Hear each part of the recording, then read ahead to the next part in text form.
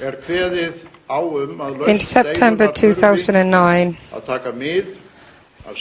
I said that the ISAFE agreement would need to take notice of Iceland's future and its economy, as well as the need of other nations.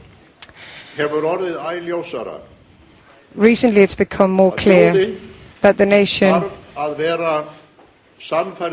needs to be convinced that it's the nation itself that decides the outcome. The participation of the whole nation in the final agreement is the only viable outcome.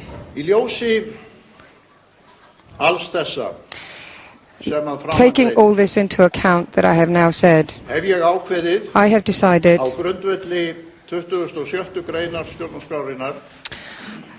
quoting the Constitution, to take this new law to the nation. According to the Constitution, the law